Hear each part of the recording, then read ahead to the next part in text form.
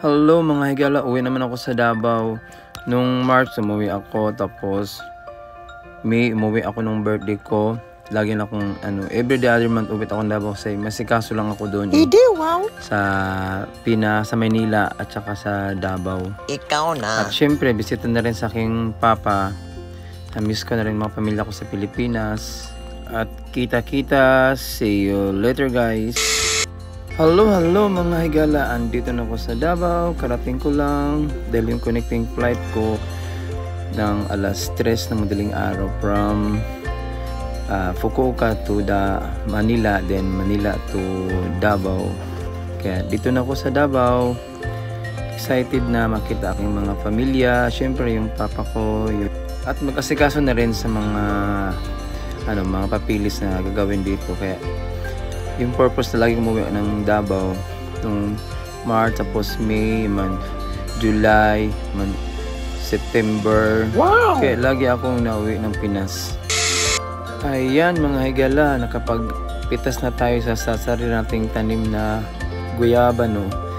Ito namunga na siya. Biruin mo, di ba? Tinanim mo lang, tapos pag uwi mo ng ilang taon, may makukuha ka na tulad itong niyog, itong puno ng niyog. Tinanim ko lang to siya. After ng 7 years, makapag-harvest ka na. Maliit lang ang puno na siya, at namumunga ka agad tong niyog na to. Diba, ang sarap, diba?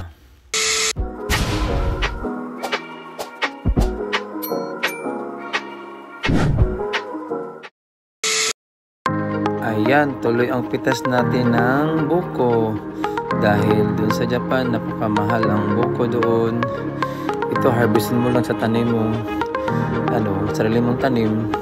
Kaya wala ka nang problemahin. Doon may matanim pa rin dyan, mga niyog at saka guyaban, rambutan at saka mangga, saging, lansones, star apple. Diyan malawak pa yan, pwede ito pataniman yan. Doon may area banda doon. May lupa pa rin ako doon sa kabilang area. Saka dyan meron akong bahay dyan nabili, house and lot. Idi wow! Kaya takbo na tayo dahil ang nakapag ng buko. Hello mga higala, pauwi na ako ngayon ng Davao. Ito kami sa may baba. Kanya maram sa maliwanag kami ng sakyan from Talikod Island sa Carpet Island. Punta kami ng Santa Cruz. Sakay naman kami ng bangka papunta sa Kaputian. Tapos Kaputian, naghabal hindi pa habal bao. Tapos at tinang dito sa may baba, sakay naman kami. Ito naman siya, papunta naman ng Davao. Nakatatlong kami, ride. Ito na siya mga ride. Sakay na ko dito mga higala. Loob niya mga higala dito. Ito yung loob niya. Ito siya, diba? Kabuntang to siya. Dito na. Alis kami mga higala. Ito na siya mga higala. Alis na kami. Yan. Alis na kami. Good afternoon mga higala. Mga higala ko kami sa row house. Sa likod ng row house, kumain kami dito sa turo-turo na rin. Sa Carinderia restaurant para ulam natin. Then, ito. Mura lang ito. Ito yung mga Davao na luto. Ito yung mga sarap dito. Ito kayo sa pangalan nito. Combo Grill. Ito sa Rojas. Ito masarap ang pagkain nila guys. Ito yan. Kanina kinuha ko yung salad na langka dyan. Kanina kinuha ko, ang sarap. Ito, tikman to. Ito siya. Mga bulalo. Ito siya. Ito yung kinuha ko kanina. Isda na paksiw. Ko si Joey, tattoo artist. Ito guys, napakasarap. Salad na mangga, tapos paksiw na blue marlin. Itadakimasu! Guys, perfect. Sarap.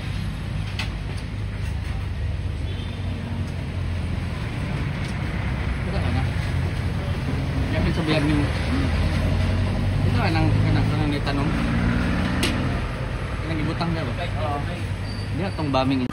Tapos mga higala, ito sa harapan ng pagkain namin kainan. Dito yung nalala nyo kung may bombing nung panahon pa. Yung Davao Bombing, dyan po na yan. Pag sa gabi yan, ito yung Market sa pagkagabi. Dyan, maiba. Tapos, dyan, yung may nagmamasahe dyan. Last 30 years ago, nagmamasahe ko dito naman. Nagmamasahe ko dyan mga 3 years ago. Yung Maui papasok sa Maui Oasis. Siya po, Maui Oasis. Ito po. Ito yung entrance sa Maui Oasis. Tapos yung unit ko, dito lang malapit sa may entrance. Pinakagit talaga siya bungad. Ito bungad dyan sa gate ng bungad. Bungaran. Ito. Pasok mo lang ito siya. Lahat dyan mga bro, mga tindahan sa loob, mga take out lang. Ito mo kami yan dyan. Ito yung unit ko. Ito siya, 106. Wala na.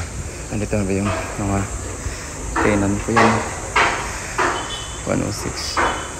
Tapos doon, yung ano, clubhouse, yung mga swimming pool. Doon. Morning! Knock door. Wala, mga hindi pa yata umuwi galing taga Batangas na mga ano dito eh. Mga babae na factor dito. Japan pa yun, bili ko yung galing Japan. Wala daw eh, hindi pa rin umuwi galing sa Batangas kasi. Opo! Wala eh. Wala, tayo ko na lang. Oras pa darating yun. Ito yung ano, mga building 2. Tapos ang building 3 mataas na siya. Tapos ang 4 yun, tapos sunod ko dun 5. Tapos ito yung 6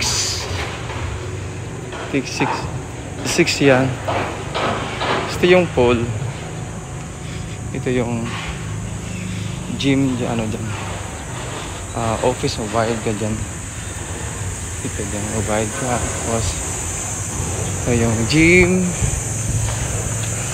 Ito lang. Tapos ito yung pool. Dito ang pool. Ito siya, clubhouse. Ito yun. Yung sports. Tapos ito yung ang paliguan. Sa gabi umilaw yan dyan eh. Ito yung pool. Yung pangbata na pool. Yan dyan. Pang malaki na pool dito. Tapos sa gabi na ilaw yan dyan. Sa ibang ilaw. Tapos ito yung sports. Dyan. Ito yung sport. Yan.